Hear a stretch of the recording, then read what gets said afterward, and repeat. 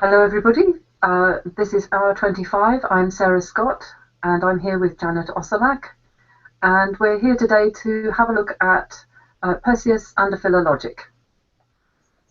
So, Sarah, what is PhiloLogic? Last time we did Chicago Homer. Now this is PhiloLogic, and how it's different. Can you talk about that a little bit? Sure, yes.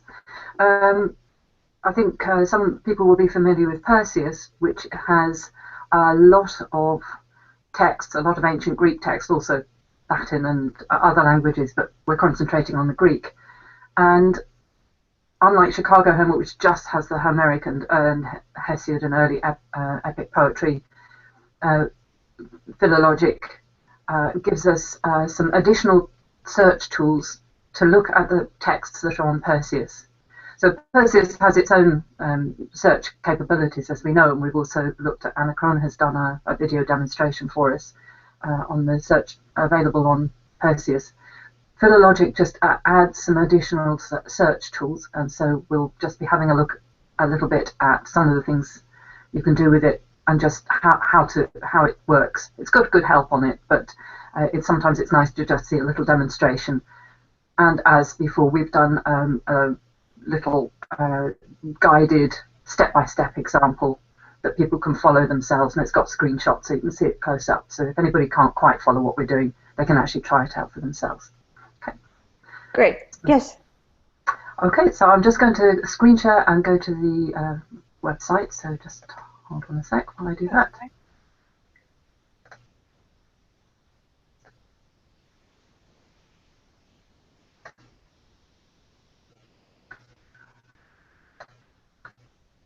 Okay, so I think we can just see the website there. And that's the home page. And I'm just going to click on Greek. You've got a quick link to just do a simple word search, but I'm going to go straight to the Greek full search form because I think it's a little bit easier to see. And here's the text box. And there's the search where you enter your search. Mm-hmm. Now you can look for terms either in the Greek format or in transliteration. And I'm going to do it in transliteration because it's just easier with a Western keyboard. But if you've got the actual Greek term in Greek, you can use that as well. So I'm just going to start typing in, search for the word pontos. Mm-hmm. I see that you are on full diacritics. So yeah. Are you going to go to transliteration? Yeah, that's a very important thing to remember to click that, because if you don't, it thinks you've typed in something in Greek, and of course it's not going to find it. So if you know you've put it in correctly and it doesn't come up with anything, go back and check that you've done this step. It's very easy to forget.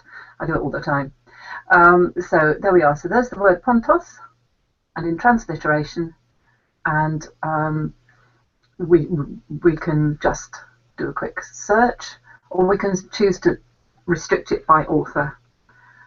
So I'm going to just put in Hesiod. It's not case sensitive. I just put lowercase. You can put it with a capital if you like. Mm-hmm.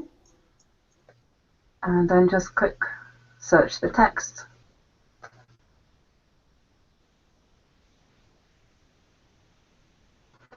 And there are the texts, and you can see the word is highlighted. And one thing to notice, it's a good idea to keep a notice on the line number. First of all, if you don't read Greek, you'll then want to go back and have a look at the translation so you can understand what's happening in context and read the passage. But even if you do know Greek, it's a good idea to make a note of the line number. Mm-hmm. Sarah, I realized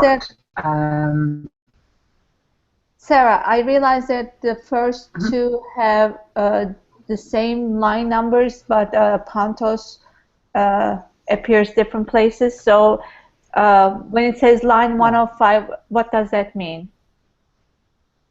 Okay, so that's it's referring to the first line of the page here, where it says line 105.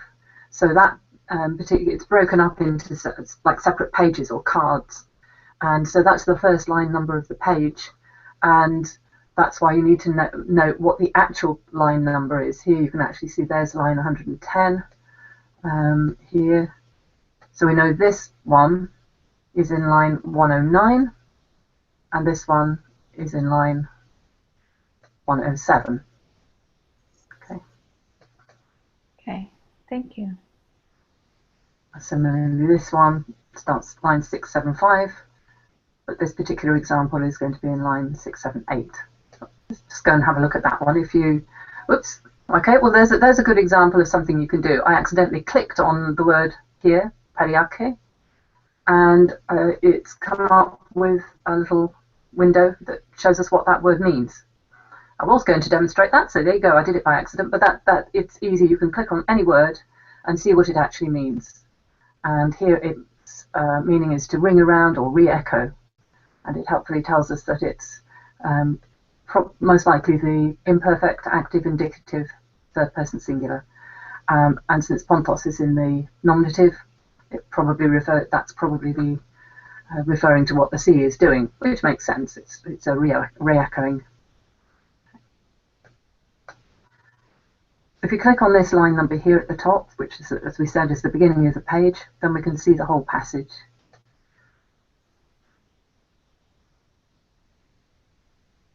And because we remember that it was line 678, we can find it, and it's here. This line here. Okay, so when we go to the page, it's not going to be highlighted. No.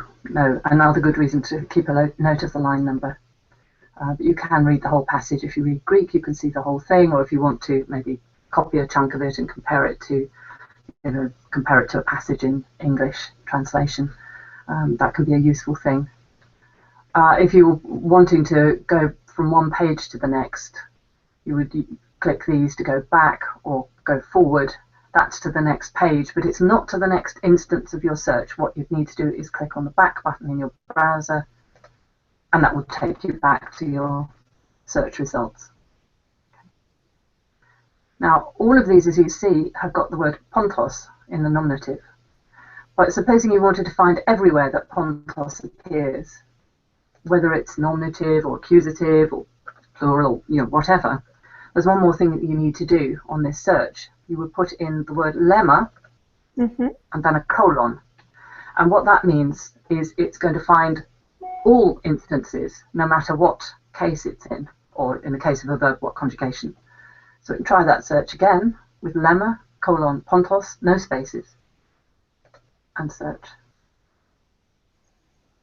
And this time we get 28 occurrences. If we get the ones we had before, we scroll down a bit, and here's another one, and you can see it's ponto. And so same down here. So that will give you all instances of the word, no matter what case it's in and whereabouts it appears. Otherwise, it just works in much the same way. So it's lemma, colon, pontos with no space. So yeah. if I forget colon, it's not going to work? It won't work, no, because it thinks that's the word you're looking for. But if you put the colon, it tells it that that's making a definition, and then you put the word in, and the word can be in Greek, as we've said, but the word lemma must be just typed in English like that. Okay. Okay. You can use the same sort of thing if you're going to search for a phrase as well. We know that quite often the word pontos comes with the word oinops. We were doing a word study on oinops, and we know that they very often come together. So you can, to search for a phrase, you would do the same thing, and then a space between the two words that you're looking for. And we put lemma so that, again, it matches all endings, and so it'll find that effectively as a phrase. And you must put a space between the two. The other thing you might notice when I put in oinops in transliteration, I put a Y at the end, and that's because the letter psi in Greek, we don't have an equivalent in English, and so they use, similar to Perseus, there is They've used some English characters that don't appear in Greek. They've used to match Greek characters that don't appear in English. So you can see. And you will be providing a key for all the transliterations, right? Yes, that's right. Yes, the key is on Perseus, but just for convenience, in the worked examples, we've done a list of what those letters are, how you've matched them. Great. Okay. So here we can do a search.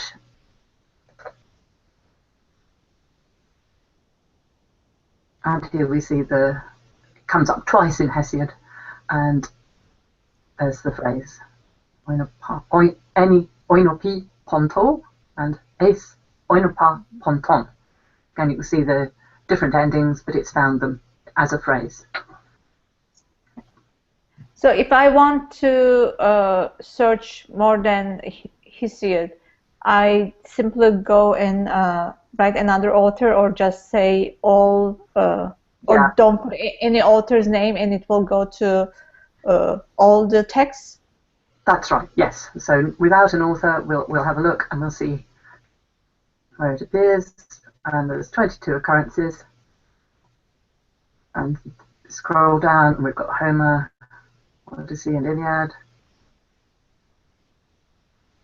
Go right down to the bottom. There's Homeric hymns and Pausanias.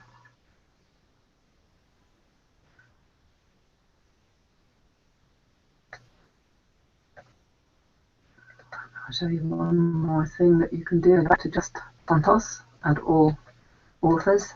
We'll probably find that there's going to be a lot of them. So let's see what happens there, because we're looking at all authors. And we've got 714 occurrences. So that's quite a lot. So you go right down to the bottom, and you've got more search results. You can go page by page through in batches. Retrieve all occurrences, but it says that might take a while, so that might not be very useful. But there's one other thing you can do, and you see an option there. Click here for a quick report.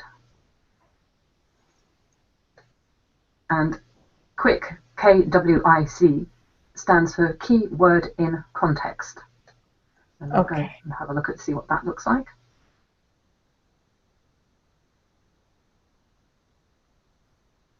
And here it's doing about a couple of lines worth with our word right in the middle, and then it's by author, so you can easily see, you know, all the examples at a glance, and it all works in just the same way. You can click on the word, you can click on the passage to go to it.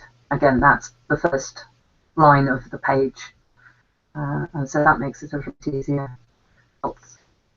And you might just pick out ones you want to look at in particular. Switch back to the concordance report if you want. You can actually choose from this page to go directly. If you know that it's something you're likely to have a lot of results, you can just directly do a quick keyword in context search, and it just goes straight into it as before. All right.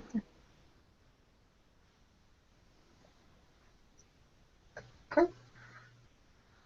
So that's how to do a basic search for words or phrases, and in our next session we'll have a look at some of the additional search refinements that you can make. But for now, that's the end of this. Thanks very much, Janet. Thank you.